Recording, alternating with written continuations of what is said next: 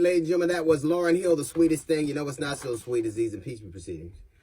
It went on for hours last night, 12 to 14 hours, with old men who are exhausted from having to sit and listen like regular people do. It must have been exhausting for the Senate of the United States of America to actually put in a full day's work in front of everybody, to pretend to be engaged. And all that happened was they voted along party lines for almost every adjustment they tried to make.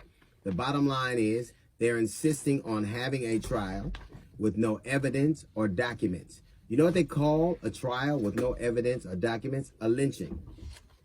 And this time they are lynching the truth because the American people deserve to hear what really happened. 70-some% of them want to witnesses. They want to find out what Bolton knows and Mulvaney knows. They want documents. In other words, they want to make an informed decision. And the Senate is hell-bent in keeping that information from them.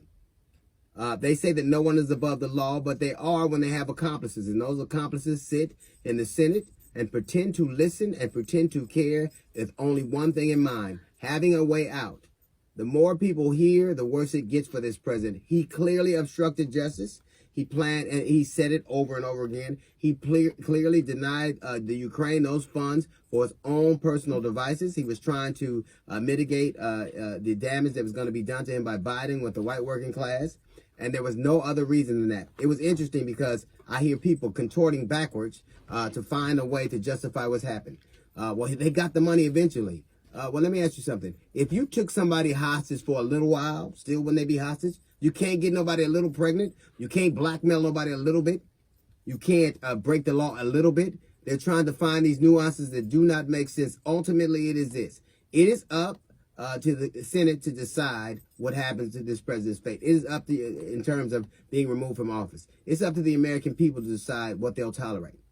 Right now, we live in a world where the constant adage is no one is above the law. Is that true?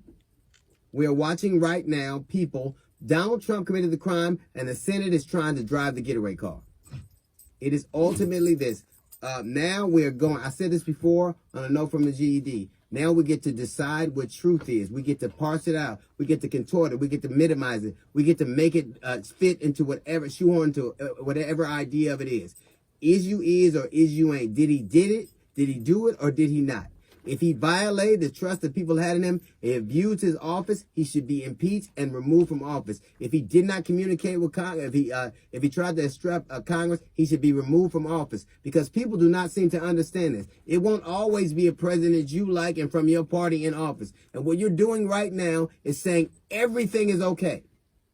Everything is okay. You can consort with it. You can try to thwart the will of the people by working with somebody else to subvert the American election system. You can hold the money that's duly appropriated by Congress. You can lie. You can hold evidence. You can make everything. You can do everything you want. If that is the case, we no longer have a president. We have a king. So to hell with the king. All right, that's a little note from the GED section. We got the Jazz Report coming up in 15 minutes. It's the D.L. Hughley Show.